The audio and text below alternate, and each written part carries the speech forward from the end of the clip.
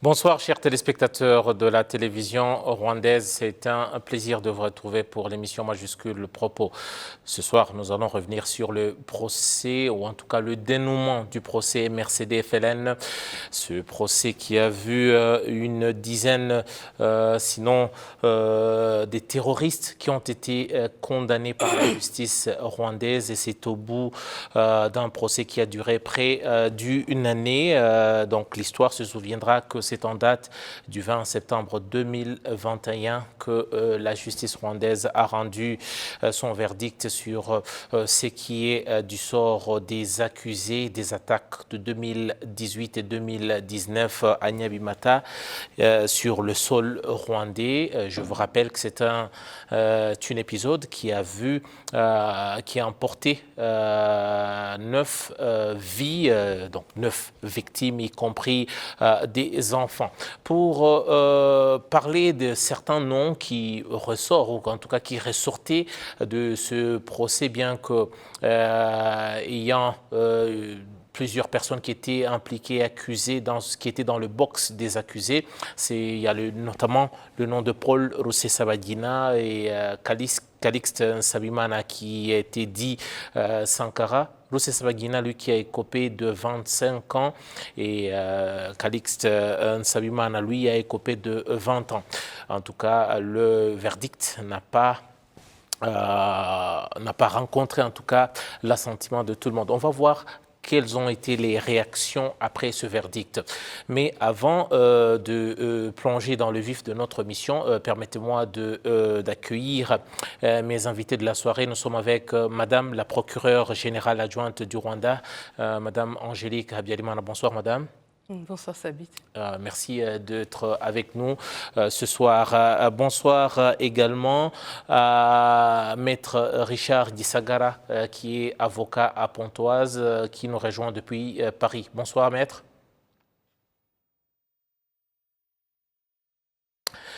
Je pense qu'il y a un petit souci avec le son. On va également accueillir Mehdi Ba qui nous rejoint également depuis Paris.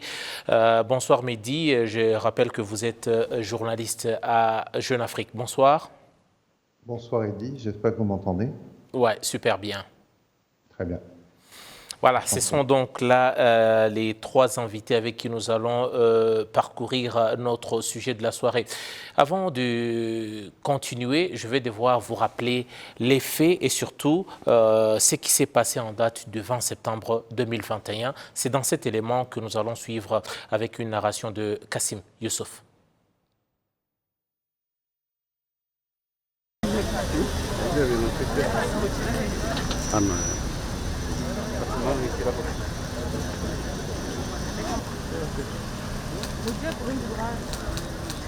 Le verdict du procès de Paul Rusesabagina et d'autres co-auteurs de MRCD-FLN a été prononcé ce lundi.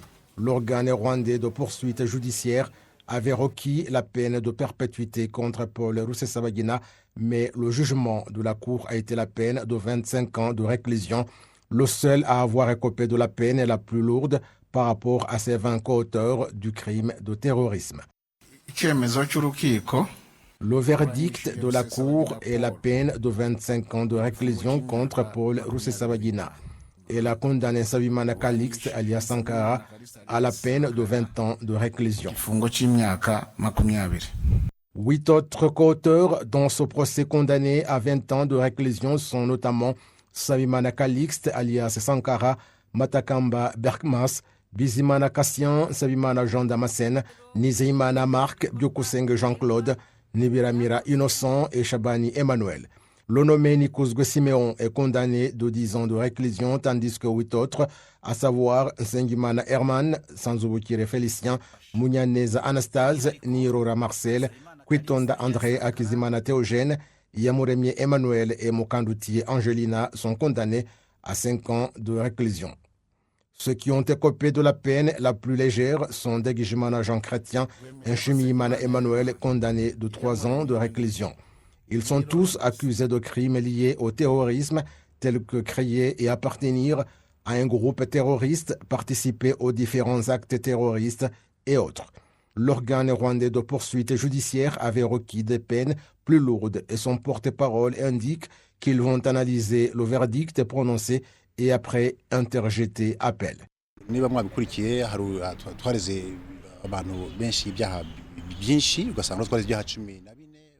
Si vous avez suivi, les chefs d'accusation étaient d'environ 14, comme pour le dossier de Sankara, 9 pour Rusesabagina, et lors du jugement, Sankara a été jugé coupable de 4 crimes, Rusesabagina de 2 crimes et Herman d'un crime, tout comme les autres. Nous allons analyser les points sur lesquels ils se sont basés dans ce jugement et après interjeter appel, car c'est notre droit.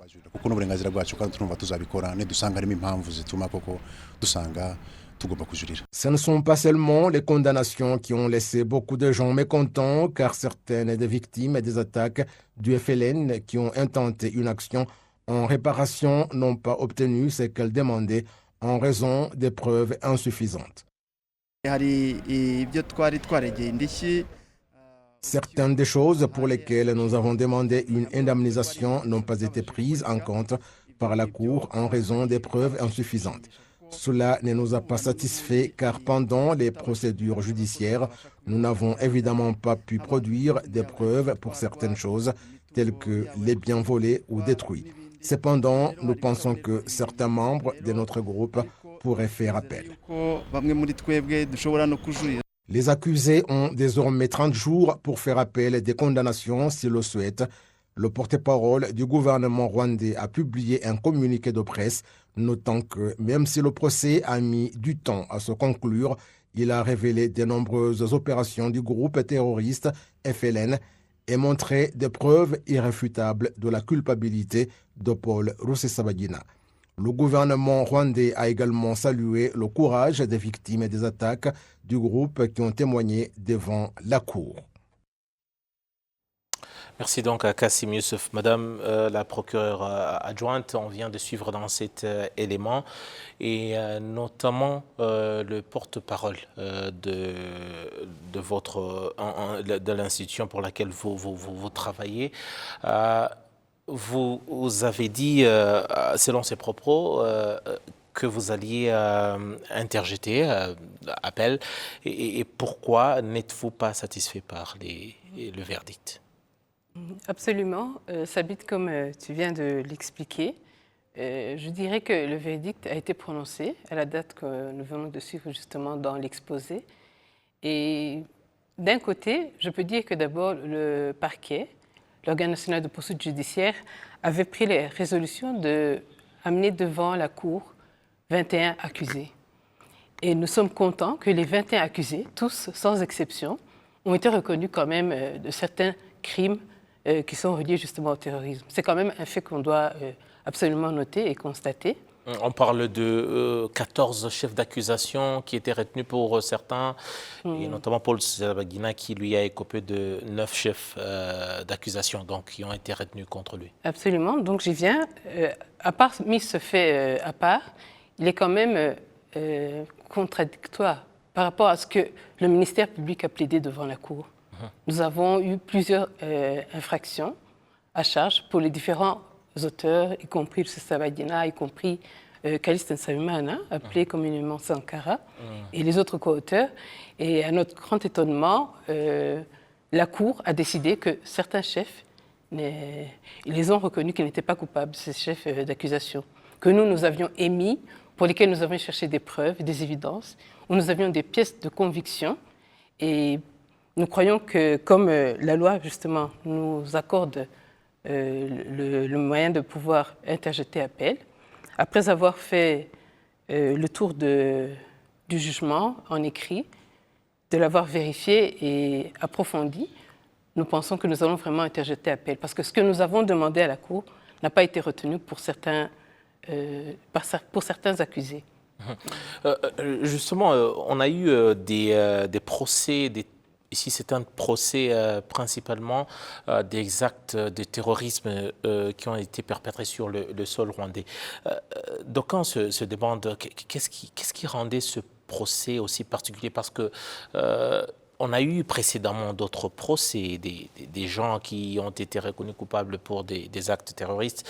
Mais qu'est-ce qui a rendu ce procès aussi particulier, madame? Je crois que vraiment la presse, les médias et les différents intervenants de ce procès parlent d'eux-mêmes. Pourquoi? Pourquoi ce procès a dû être célèbre alors qu'il s'agit de 21 Rwandais qui ont commis un crime qui est lié au terrorisme? Et il y en a eu d'autres précédents, comme tu le viens de le dire. Mais celui-ci a attiré l'attention spécifiquement parce que parmi les accusés, nous avons des personnes que je dirais célèbres, entre guillemets, entre autres Paul Rusesabagina, mais vous savez aussi que Nsabimana Callixte, en tant que porte-parole du MRCD-FLN, aussi était vraiment très célèbre, si je puis dire. Et lié à cette célébrité, lié aussi peut-être aux autres actes ou bien activités que Paul Rusesabagina avait. Vous savez, entre autres, le film sur Hôtel Rwanda qu'il a conçu, où il a été montré comme un héros. Et je crois que les gens ont certains sentiments, si je puis dire, pour certains de ces accusés, spécialement les deux premiers que je viens de citer. Et il y a eu une certaine confusion, à croire qu'il a été amené devant la cour. Donc il y a eu un procès qui a été tenu pour les activités qu'il faisait, en dehors de ces actes criminels dont nous l'avons chargé. Il y a eu cette sorte de confusion. Et alors je crois vraiment il est vraiment impératif que les gens comprennent que Paul Rusesabagina n'a pas été inculqué pour des crimes devant la cour pour les autres activités qu'il fait, bien qu'il soit reconnu. Il a reçu des prix, vous le savez, pour les activités qu'il a fait. Et il a beaucoup d'organisations internationales, nationales, peut-être qui le supportent et qui l'aident. Mais il n'a pas été amené devant la cour rwandaise, devant la juridiction rwandaise pour ces activités-là, mais plutôt pour les crimes liés au terrorisme pour lesquels nous avons justement plaidé devant la cour et dont dernièrement la cour a justement reconnu qu'il a été coupable. Justement, pour avoir un autre son de cloche, Mehdi Ba, vous êtes journaliste, vous naviguez entre le continent africain et européen, notamment en Afrique de l'Ouest, mais ce soir, je précise que vous êtes à Paris. Mehdi, comment est-ce que ce procès a été suivi de l'extérieur du Rwanda? Oui, bonsoir Eddy, bonsoir à vos invités. J'espère que vous m'entendez bien. Parfaitement. Écoutez, en fait, le procès n'a pas été suivi, bien sûr, à l'extérieur du Rwanda comme il l'a été au Rwanda, c'est-à-dire qu'il n'y a pas eu de suivi quotidien. Il y a eu des papiers d'ouverture, il y a eu des papiers au moment de l'ouverture du procès, il y a eu des papiers au moment du verdict. Et à ma connaissance, dans la presse, aussi bien francophone qu'anglophone, il y a eu peu de choses entre les deux. On n'a pas suivi véritablement ce procès comme on suit un procès, si vous voulez. Là, par exemple, il y a un procès pour terrorisme en France qui s'ouvre sur les attentats de novembre 2015. Il est bien évident qu'il y aura des papiers tous les jours dans les journaux. Là, il n'y en a pas eu. Donc, en fait, je pense que l'audience occidentale, qu'elle soit américaine, anglaise, française, belge, doit se contenter de papiers qui sont des papiers d'ouverture du procès puis de clôture du procès. Donc dans ces conditions, c'est très difficile de se faire une idée pour l'audience occidentale. Donc moi, je rejoindrai Madame la procureure parce que il y a quelque chose qui est clé dans ce procès, quelque chose d'assez exceptionnel, c'est que si vous voulez, l'accusé principal est une star d'Hollywood. C'est pas tous les jours qu'on voit ça. C'est pas tous les jours qu'on voit une star d'Hollywood. Le film Hôtel Rwanda a été relayé dans le monde entier, il a été vu dans le monde entier. Et Paul Rusesabagina, dont le personnage incarné par un acteur américain est au cœur de ce film, est l'accusé principal de ce procès au Rwanda. Moi, j'ai le sentiment qu'en fait, les enjeux, les faits, malgré les efforts des autorités rwandaises qui sont quand même assez inédite. Il faut quand même rappeler une chose qu'on ne voit quasiment jamais, c'est-à-dire que ce procès il a été retransmis sur YouTube. Un procès pour terrorisme retransmis sur YouTube, vous ne voyez pas ça souvent.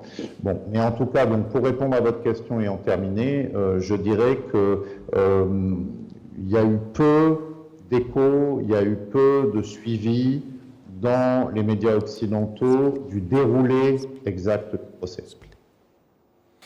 Peut-être pour prendre également Maître Richard Gisagara, vous êtes avocat. Maître, les gens se posent la question parce qu'on a vu tellement d'intentions qui ont été prêtées à ce procès. Vous êtes en France, vous êtes avocat. On a vu des actes de terrorisme en Occident principalement. On en a vu aux États-Unis d'Amérique, en Grande-Bretagne, en France. Tout à l'heure, Mehdi parlait des actes de terrorisme qui sont donc poursuivis avec beaucoup de délicatesse, beaucoup d'attention. L'opinion publique déjà suit avec beaucoup d'intérêt certains terroristes que certains pays occidentaux poursuivent en justice. Pourquoi on a senti qu'il y avait une certaine opinion grandissante qui ne voyait pas, par exemple, le Rwanda prendre à bras le corps, ou la justice rwandaise prendre à bras le corps ce dossier et surtout traduire ces gens devant la justice? Vous savez, comme Mehdi l'a dit, Mehdiba l'a dit tout à l'heure, il y a très peu d'intérêt pour ce genre de dossier quand ça vient de l'Afrique. Le terrorisme, malheureusement, c'est un constat que nous pouvons faire qui est malheureux, mais c'est comme ça. On a l'impression que le terrorisme, c'est seulement une notion qui s'explique uniquement en Europe. Donc quand on parle de terrorisme en Afrique, ça n'a pas le même intérêt pour le téléspectateur d'ici. C'est malheureux, mais c'est comme ça. Donc c'est pour ça, effectivement, que, comme Mehdi l'a expliqué, ce qui a fait que certains journaux ont effectivement couvert ce procès, mais en faisant le minimum possible. Ce sont uniquement lors du début et à la fin. Donc entre les deux, il n'y a pas eu beaucoup de couverture. Mais, et aussi, ceux qui ont fait la couverture, malheureusement, ceux qui en ont parlé, moi, à mon sens, je pense que je peux les diviser en deux. Soit ils sont restés dans les stéréotypes, ils ne se sont pas donné la peine d'aller au fond pour comprendre de quoi Paul Rusesabagina a été accusé réellement. Ils ont couvert le dossier tout simplement d'une façon stéréotype, en se contentant des éléments de langage qui ont été distribués ici en Europe et sans vouloir aller au fond. Donc il y en a effectivement qui ont couvert ce dossier, mais tout simplement en n'allant pas au fond, en sont focalisant uniquement sur le statut de star de Paul Rusesabagina, sans chercher réellement à savoir de quoi on l'accuse réellement. Mais il y a de l'autre côté aussi, il y a des personnes, d'autres médias qui ont couvert ça, mais avec mauvaise foi, qui savent exactement de quoi il est accusé, mais juste par mauvaise foi, peut-être parce qu'ils sont animés de mauvaises intentions, et voilà, ils sont surtout, ils n'ont pas voulu voir que malgré son statut de star, malgré le fait qu'il est connu à Hollywood, malgré le fait qu'il a obtenu une médaille du gouvernement américain, mais que malgré ça, il a été impliqué dans des faits de terrorisme, dans des crimes de sang. Donc, il y a d'une part ceux qui ont fait de la mauvaise foi, mais de l'autre part aussi, il y a ceux qui n'ont pas voulu aller au fond, qui ont juste assuré le strict minimum, qui se sont contentés des stéréotypes de ce genre de procès en Afrique. Est-ce que, si je vous comprends bien, il y a la théorie de deux poids, deux mesures? Oui, effectivement, c'est du deux poids, deux mesures, parce que quand on parle de terrorisme ici, on a l'impression, moi je suis juriste, je ne crois pas au jugement d'exception, mais je pense que voilà, la loi doit s'appliquer, il ne peut pas y avoir d'exception, donc la loi doit s'appliquer comme elle est prévue, il ne faut pas qu'elle en fasse de l'exception. Mais ici en Europe, il y en a, quand il s'agit de terrorisme, il y a des personnes qui disent qu'il peut y avoir des lois d'exception. Mais au Rwanda, il n'y a pas eu, dans le cas du jugement de Rusesabagina, ce n'était pas une loi d'exception, c'est la loi qui existe, qui est déjà là. Mais malgré ça, il y a des gens qui ne veulent pas comprendre qu'il peut être jugé malgré le fait que c'est une star, malgré le fait qu'il faisait de la politique. Donc, ils ne veulent pas comprendre que malgré ça, il peut être jugé comme terroriste. Et donc, c'est du deux poids, deux mesures. Parce qu'ici, quand on parle de terrorisme, on a l'impression que tout est permis. Mais quand il s'agit du Rwanda, quand il s'agit de victimes d'Afrique, là, le procès, on ne se donne même pas la peine de comprendre pour savoir que cette personne, même s'il est politicien, mais il est accusé de terrorisme, il peut être poursuivi comme n'importe quel autre citoyen qui commet une infraction de ce type.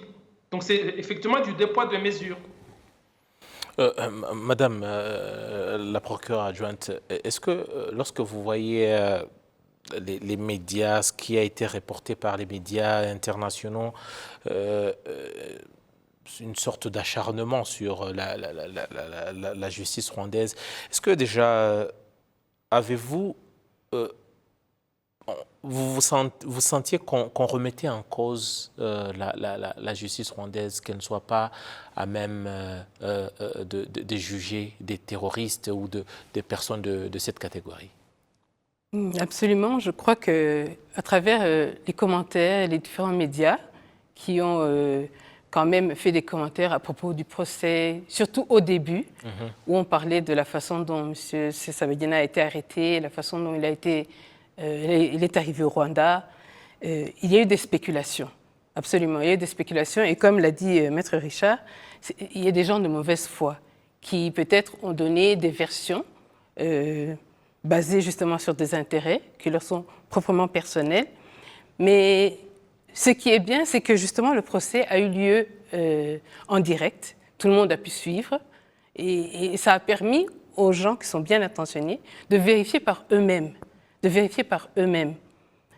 Si c'est une pression qu'on essaie de faire sur la justice rwandaise, ou bien si c'est vraiment la vérité et les faits qui sont discutés devant la Cour. Et je crois que cela a permis d'évacuer ou bien d'éclaircir la confusion qui était au départ. Et vous vous souvenez, effectivement, au début du procès, tout le monde a essayé de suivre, a essayé de comprendre. C'était des énigmes pour lesquelles on n'avait pas de réponse. Et au fur et à mesure du déroulement du procès, avec les différents témoins qui sont intervenus justement dans la première phase, il y a des choses qui ont été éclairées, il y a des choses qui ont été comprises et expliquées. Et pour moi, je trouve que la pression qu'on a voulu mettre sur la justice rwandaise, justement, le procès aujourd'hui, il y a une sentence qui est sortie, il y a une décision qui a été promulguée, c'est-à-dire que on a fait fi de cette pression internationale. Et je crois que c'est une bonne chose qu'aujourd'hui nous puissions dire que malgré les tendances ou bien le désir de certains médias ou bien autres journaux, la justice rwandaise, surtout la Cour rwandaise, a vraiment pris la décision basée sur les faits et les pièces à conviction justement qu'elle avait reçues de la part du parquet. Sur cela, que répondez-vous par exemple aux détracteurs de la justice rwandaise qui se disent est-ce que la justice rwandaise disposait-elle des outils pour disons, juger ces gens? Et déjà on a vu, ce qui est un peu étonnant, on a vu des nationalités autres que rwandaises, des personnes condamnées ailleurs venir être incarcérées au Rwanda. Et on s'est dit, aviez-vous quelque chose à prouver que ces gens, ces terroristes, allaient avoir droit à un procès équitable? En fait, je dirais que pour les détracteurs, justement, de la justice rwandaise, ce qu'on peut leur dire, c'est que les faits parlent d'eux-mêmes. Les faits parlent d'eux-mêmes. Nous avons les lois appropriées ici au Rwanda et qui sont conformes justement aux conventions internationales qui luttent contre le crime de terrorisme, contre le financement du terrorisme, pour dire que nous avons d'abord la base légale. Ensuite, nous avons la compétence, puisque ce sont les crimes qui ont été commis justement au Rwanda, sur le territoire rwandais, qui a été commis à l'égard de Rwandais, les victimes sont des Rwandais, et que même les auteurs de ces crimes, eux aussi sont Rwandais. C'est-à-dire que sur principe de droit, vraiment la Cour était compétente, et bien qu'il y ait des détracteurs, comme tu dis, qui ont essayé de faire comprendre autre chose, il y a aussi d'autres commentaires qui ont été positifs. Absolument, à travers les différents régimes, à travers les différents médias, à travers les différentes chaînes sociales. On a pu voir à travers les Twitter, les commentaires, des gens qui vraiment approuvaient ce que la justice rwandaise a fait. Donc nous avons les deux côtés. Bien que les détracteurs peut-être ont été ceux qui ont été le plus soulignés, mais ça ne veut pas dire que c'est la pure réalité. Il est donc vraiment important de leur expliquer que même aujourd'hui, ils ont accès au procès, au déroulement du procès. Ils ont accès aux preuves, aux pièces à conviction qui ont été partagées, qui ont été débattues. Et il est vraiment ridicule, si je puis dire, de vouloir nier et dire qu'il n'y a pas eu de procès équitable, puisque les principes, comme nous les connaissons, c'est que justement, d'abord, la Cour, le tribunal doit être indépendant. Et cela, je crois que c'est montré à travers ce que nous venons de dire. Mais il y a aussi d'autres principes qui caractérisent justement le procès équitable, entre autres, avoir un droit à la défense, la présomption d'innocence, tant qu'une personne n'a pas été reconnue coupable par une cour compétente. Nous savons aussi qu'il y a eu l'égalité des armes. Et il y a aussi le principe contradictoire. Tout cela, on peut vraiment assister à cela durant tout le procès, le déroulement du procès. Et je crois que c'est vraiment difficile de juste affirmer qu'il n'y a pas eu de procès équitable, que nous sommes sûrs qu'il n'y en a pas eu, alors que les faits parlent d'eux-mêmes. Et une autre chose peut-être aussi que j'aimerais souligner, c'est aussi que vous savez qu'ici au Rwanda, pour la justice, nous avons des dossiers qui sont déjà électroniques. C'est-à-dire que toutes les pièces, on doit les soumettre à la Cour d'une façon électronique et qui donne accès à toutes les personnes, tous les ayants droit, qui peuvent automatiquement vérifier, voir chaque chose. Et il y a les dates où ces pièces à conviction ont été données. Il y a aussi le fait que durant l'investigation de ces crimes, il y a eu la collaboration avec les pays étrangers, entre autres la Belgique, le Burundi, les USA. Nous avons toute cette correspondance, tout cet échange qui a eu lieu, et les pièces ont été envoyées d'une façon officielle et légale. Donc il est vraiment difficile de dire qu'il n'y a pas eu de procès équitable, alors que cela déjà a inclus l'intervention d'autres nations. Donc ce n'est pas qu'un procès qui s'est déroulé au Rwanda sans pour autant avoir une collaboration avec d'autres nations. Mais Diba, vous êtes en France, c'est vrai, le cas de terrorisme ici, on a tellement de cas de terrorisme qu'on a vu en Occident. Tout à l'heure, j'ai posé la question au maître Richard Gisagara. Y a-t-il une différence entre un terroriste au Rwanda et un terroriste, par exemple, en France ou aux États-Unis d'Amérique? Non, vous savez, le terrorisme, Eddy, c'est le terrorisme. Pour répondre à votre question, il n'y a pas de différence dans ce qu'est un acte terroriste selon qu'il se commet aux États-Unis, en France, au Rwanda, au Sénégal ou ailleurs. En revanche, il y a une différence dans la perception que l'Occident peut avoir du terrorisme selon qu'il se produit en Afrique ou en Occident. Et là, à mon avis, on est dans ce cas de figure-là. Voilà. C'est-à-dire que quand on parle du MRCD-FLN, on parle d'actes de terrorisme, mais on parle d'actes de terrorisme commis par des Rwandais sur le sol rwandais à partir de territoires limitrophes. Mais sauf que quand vous sortez de la sous-région et du pays concerné et que vous allez en Occident, ben là, on vous parle pas, les gens ne perçoivent pas que c'est du terrorisme. Eux, ce qu'ils voient, c'est que Paul Rusesabagina a été le modèle d'un film que tout le monde connaît et qui est encore regardé énormément aujourd'hui. Et là, tout d'un coup, il y a une bascule qui s'opère. Et là, on n'est plus dans du terrorisme, on n'est pas dans les attentats de New York, on n'est pas dans les attentats de Paris de janvier ou de novembre 2015. Non, là, tout d'un coup, ça devient un procès politique. Bon, et je pense que c'est là qu'il y a quelque chose de spécifique dans ce procès-là, c'est-à-dire que, si vous voulez, le côté terroriste des actes qui ont été commis et qui ont été jugés a été complètement éclipsé parce que, d'une part, on est en Afrique et d'autre part, on est au Rwanda. C'est ça qui m'interpelle quand je regarde depuis Paris ou Dakar le procès Rusesabagina, c'est que je vois bien que dans les commentaires, il y a quand même cet éternel regard condescendant de l'Occident envers l'Afrique, qui est que parce que ça s'est commis au Rwanda, et parce qu'on sait très bien qu'il y a aussi un regard qui est porté sur le Rwanda depuis l'extérieur, en tout cas notamment depuis l'Europe et depuis l'Amérique du Nord, qui est un regard critique, eh bien alors oui, sous prétexte que la personne au cœur du procès est célèbre, alors non, c'est plus du terrorisme. Mais alors c'est quoi? C'est quoi? Quand il y a des gens qui rentrent dans un pays, qui commettent des attentats, qui tuent des gens, qui commettent des incendies, enfin des actes en tout cas criminels, si c'est pas du terrorisme, alors c'est quoi?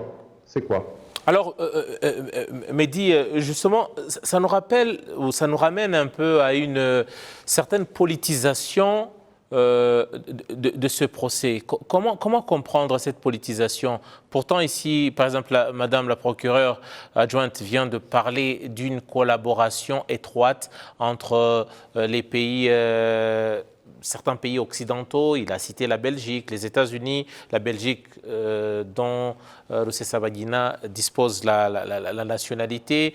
Il y a les États-Unis où il a un permis de résidence et d'autres pays limitrophes qui ont collaboré. Et d'ailleurs, le gouvernement du Rwanda avait tenu à remercier tous ces pays-là. Est-ce que ce n'était pas suffisant aux yeux du monde, par exemple, de comprendre qu'il s'agit d'abord d'un procès de terrorisme? Pourquoi cette politisation? Non, je peux que vous répéter ce que je viens de dire, c'est-à-dire que je pense qu'on n'est pas dans la politisation, enfin, on est dans une forme de politisation, je ne sais pas si on parle de la même chose, vous et moi, Eddy, mais en fait, je pense qu'on est vraiment dans une forme de... oui, enfin, il y a une manière de voir les choses depuis l'Occident quand il s'agit de l'Afrique et notamment quand il s'agit du Rwanda, qui est extrêmement dépréciative. Voilà. C'est-à-dire qu'on ne tolère pas qu'il puisse y avoir des crimes de terrorisme au Rwanda et qu'on ne tolère pas que le Rwanda puisse juger des crimes de terrorisme comme la France le fait, comme les États-Unis le font, comme l'Angleterre le fait, comme l'Espagne le fait.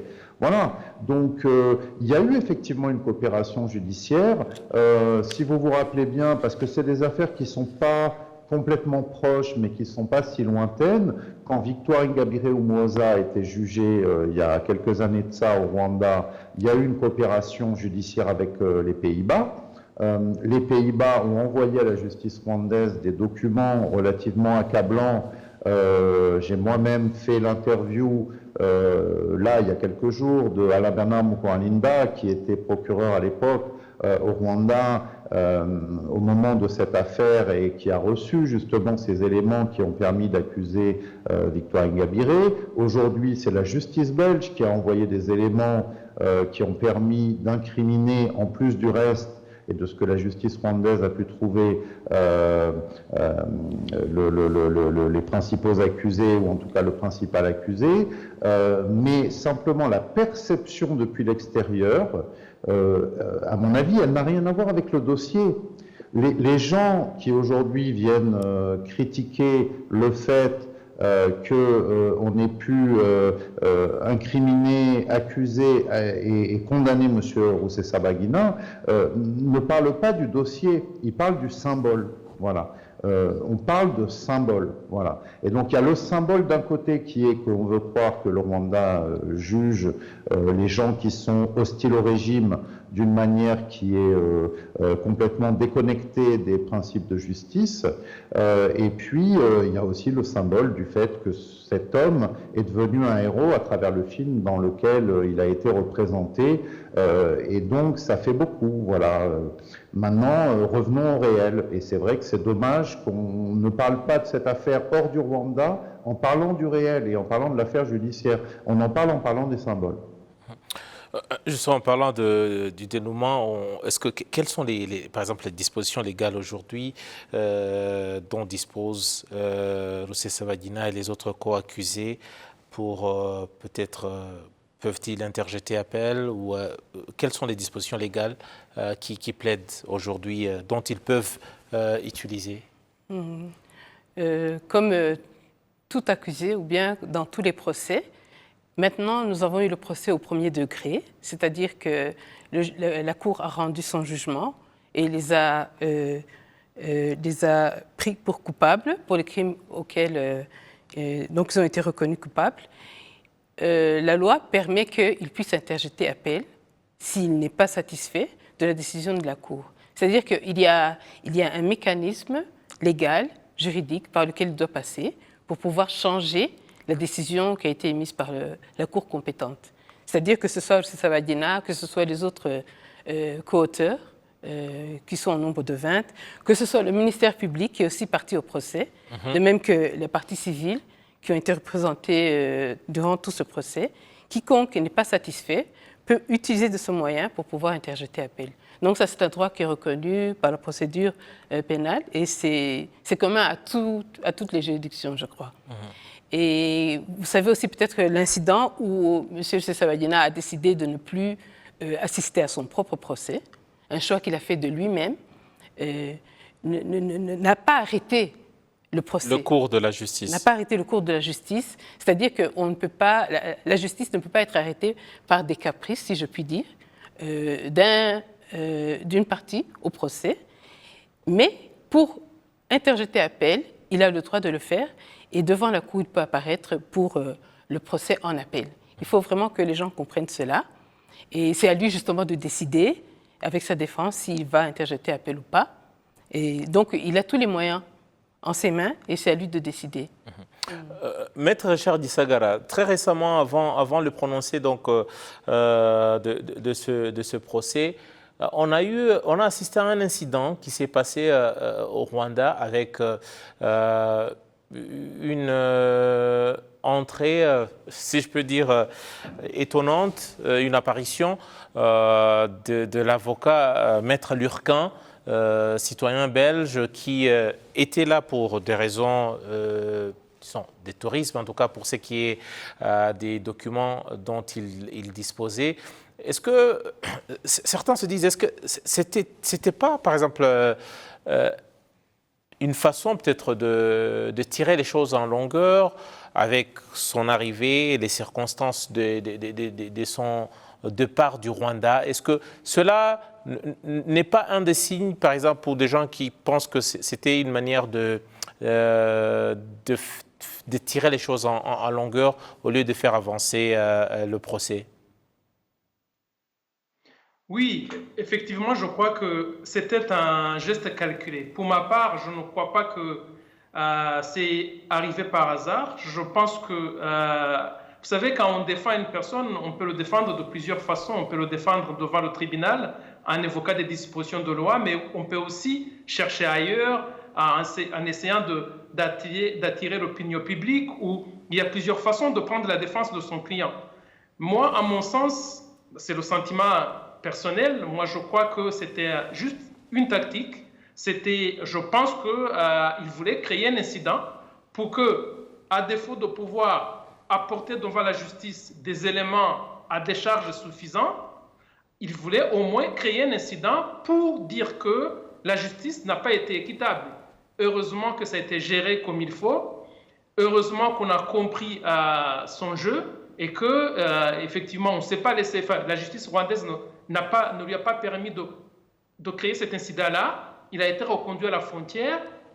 Et voilà, moi je pense que cet épisode-là n'est pas venu par hasard. Vous savez, il y a, pense que vous avez entendu parler de ce qu'on appelle un procès de rupture qui a été très médiatisé, qui a été rendu célèbre par l'avocat Vergès, ici en France. C'était une façon aussi de créer des incidents, de s'en prendre à la justice, de faire parler pour décrédibiliser un jugement qui va être rendu.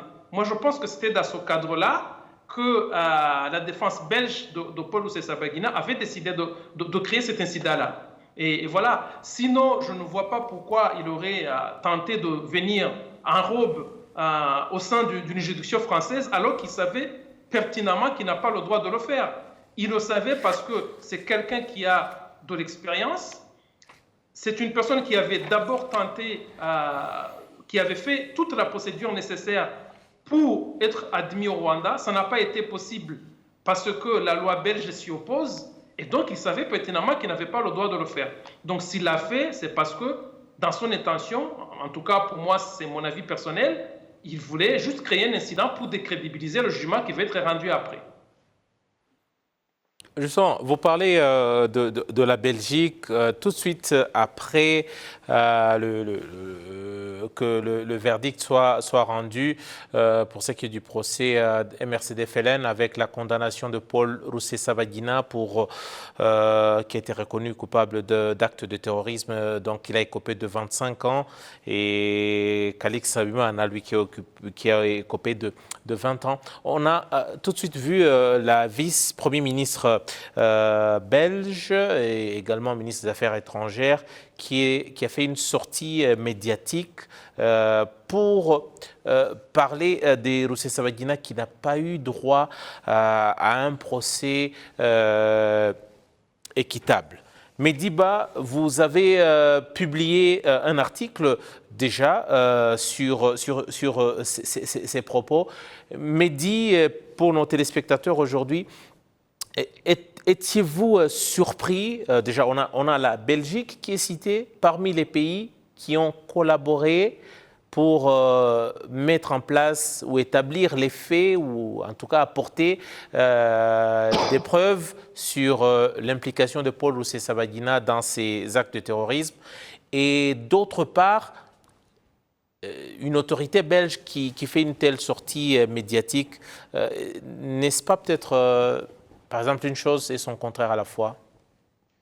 Oui, je pense comme vous, Eddy, qu'il y a quelque chose de paradoxal là-dedans, c'est évident. C'est évident parce que vous avez la justice belge qui coopère avec le Rwanda, donc, puisque Paul Rusesabagina était résident belge, il est ressortissant belge, et donc la justice rwandaise a épaulé la justice belge a épaulé la justice rwandaise. Et puis vous avez eu cette sortie de Sophie Wilmès, dont on peut se dire qu'elle est quand même de nature à créer un biais diplomatique conséquent entre les deux pays, parce que c'est pas tous les jours, vous savez que vous avez un pays qui vient se mêler d'une affaire judiciaire d'un pays tiers, quand bien même l'un des protagonistes du procès, l'un des accusés du procès est un ressortissant de votre pays. C'est quelque chose diplomatiquement qui est très touchy de venir dire que la justice du pays tiers a été défaillante, parce qu'en fait c'est ça qu'elle nous dit. Ce qu'elle dit, c'est qu'il n'a pas eu droit à un procès équitable. Moi personnellement, j'ai fait un article sur cette question. J'ai essayé de recueillir les avis des uns et des autres et je me suis basé sur ces propos. Je ne sais pas où cette histoire peut aller, jusqu'où elle peut aller. Maintenant, vous savez, moi je m'intéresse beaucoup depuis très longtemps maintenant à la relation diplomatique entre la France et le Rwanda. Vous savez qu'elle a été tumultueuse, vous savez qu'elle a donné lieu parfois à des ruptures de relations diplomatiques. Je ne souhaite en aucun cas que ça aille jusque-là entre la Belgique et le Rwanda, mais enfin, quand vous avez... Le Rwanda est un pays qui, à juste titre, ne se laisse pas marcher sur les pieds, y compris par des puissances occidentales, qu'elles soient européennes ou nord-américaines. Je laisse la responsabilité à Sophie Wilmès de ce qu'elle a dit, et moi j'attends de commenter ce qu'il va se passer, mais en tout cas, on peut dire que c'est quand même quelque chose de très audacieux d'être venu dire comme ça de cette manière-là, alors même que la justice belge a coopéré avec le Rwanda dans cette procédure, que le Rwanda aurait été complètement défaillant et aurait en fait rendu une décision complètement hors justice. Voilà. Moi, je trouve que ça n'est pas respectueux et que ça nous ramène à une conception extrêmement problématique de la vision que l'Europe a de l'Afrique, c'est-à-dire que l'Afrique ne peut pas rendre la justice, sereinement ou justement.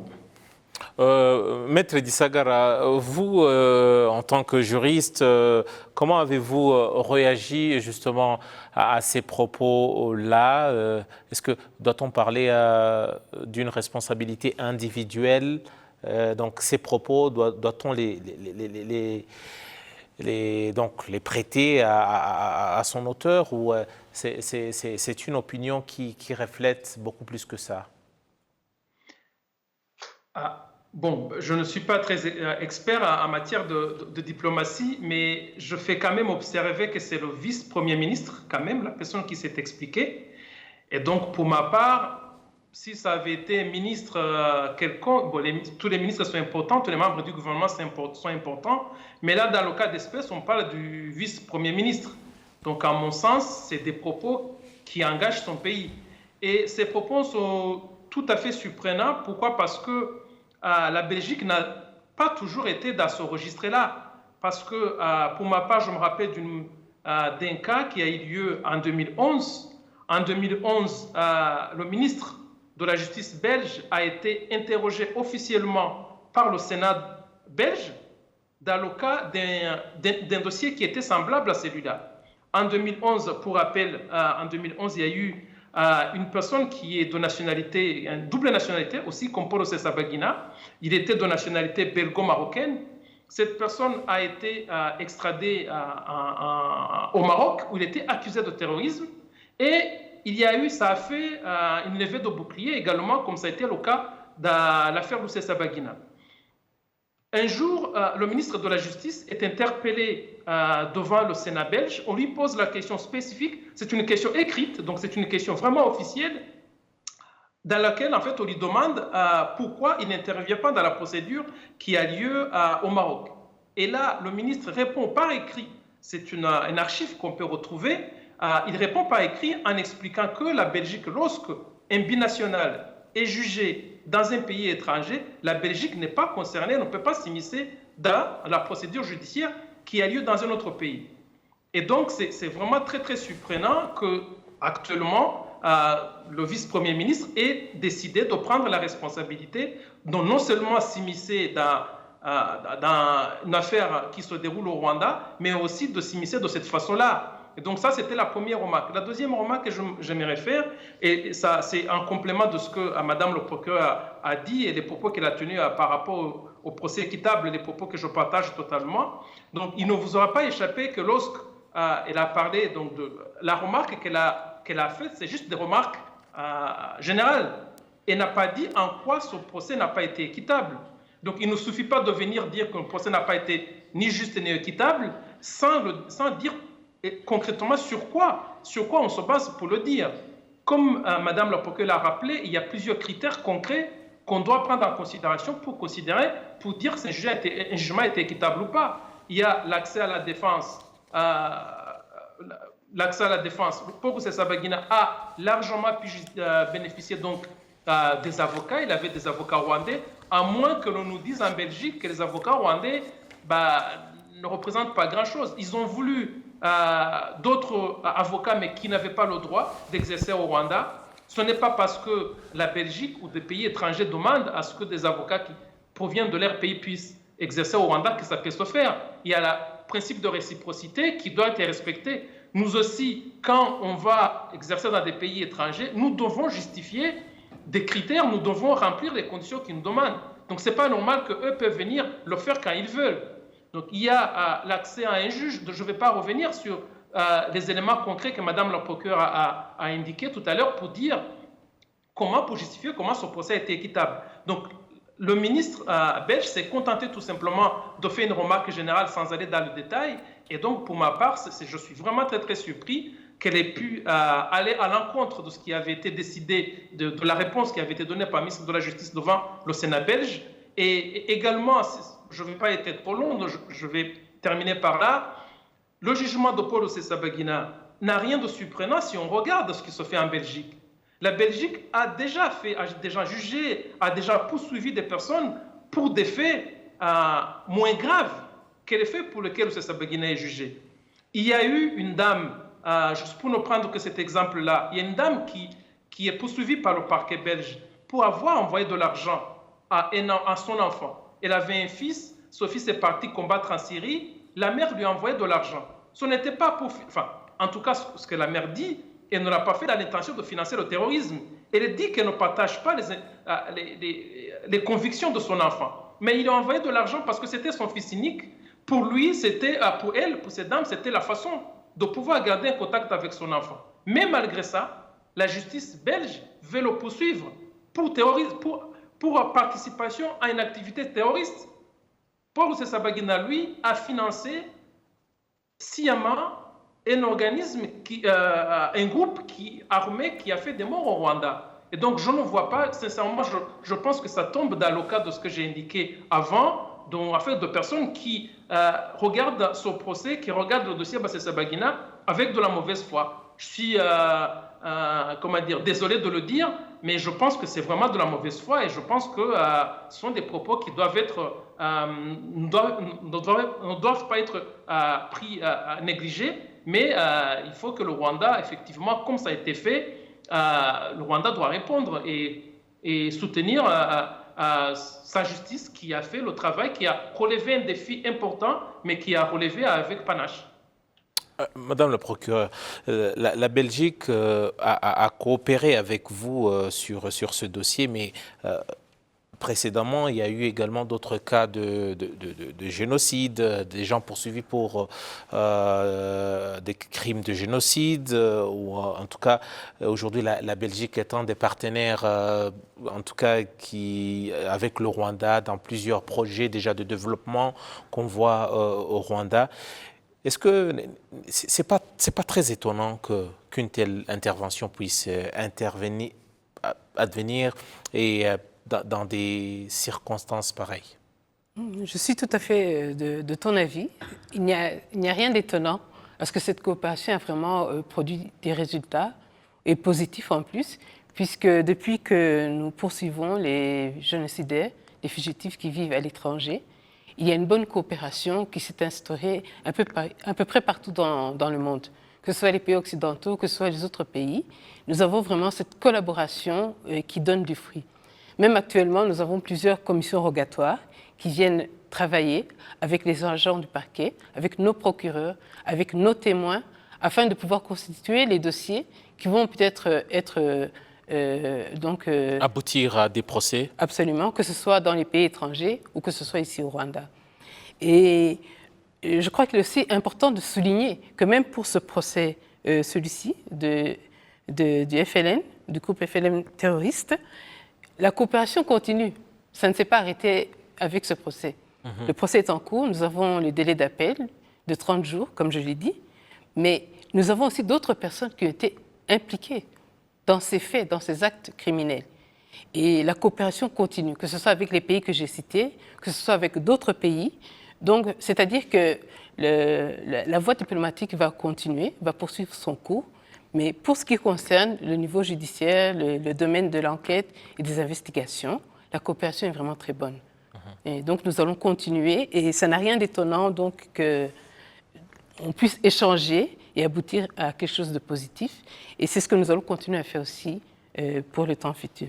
Peut-être pour nous acheminer vers la fin de notre émission, Mediba, est-ce que le procès Rusesabagina, ça constitue un précédent, par exemple, même pour d'autres pays africains, par exemple, de se dire, écoutez, on a des terroristes, on doit les juger nous-mêmes, ils ne doivent pas être transférés ou pour des raisons quelconques. Est-ce que ça jette un pavé dans le mare?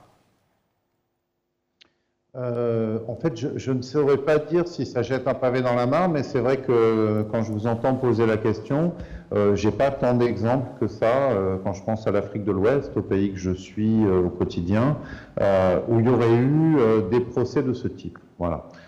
Parce que c'est vrai que la Mauritanie, le Sénégal, la Guinée-Bissau, le Mali, même la Côte d'Ivoire, là comme ça, je n'ai pas d'exemple, si vous voulez, de moments où des pays d'Afrique de l'Ouest ont été confrontés à la manière de juger, donc d'investiguer, de documenter un dossier, de juger ensuite des gens pour des faits de terrorisme. Je peux là comme ça peut-être oublier, et je m'en excuse, certaines dimensions. Bon, il y a bien sûr eu au Mali beaucoup d'actes de terrorisme depuis 2012 et je sais que des gens ont été condamnés, mais c'est vrai qu'un procès aussi emblématique, mais vraiment, je me permets juste pour finir, parce qu'en fait, j'ai pas d'éléments documentaires comme ça très pointus à vous donner pour vous répondre, mais je crois que ce qui est très emblématique dans l'affaire Rusesabagina, c'est vraiment l'ambivalence de l'accusé principal, c'est-à-dire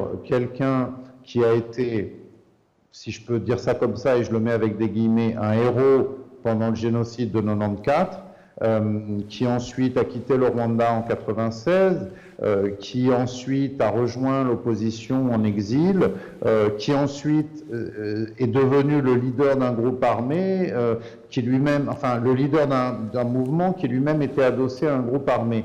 Et c'est vrai que si vous voulez, une star d'Hollywood mêlée à une affaire de terrorisme et que vous devez juger comme ça pour des crimes de sang, c'est vrai que là, le Rwanda se retrouve dans une situation atypique qui crée ce dont on est en train de parler ce soir.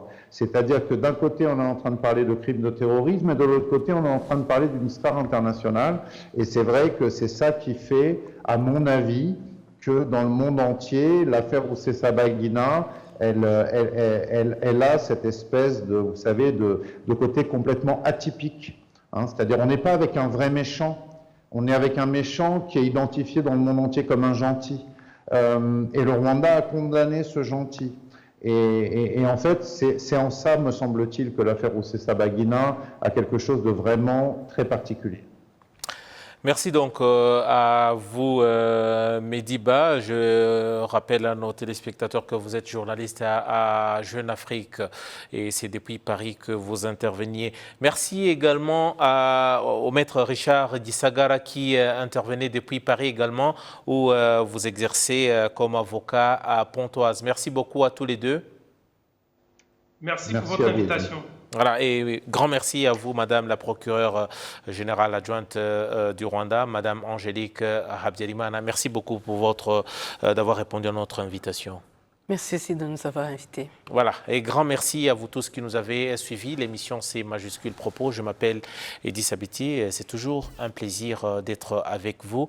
J'aurai encore tout le plaisir de vous retrouver très prochainement pour un nouveau numéro Majuscule Propos.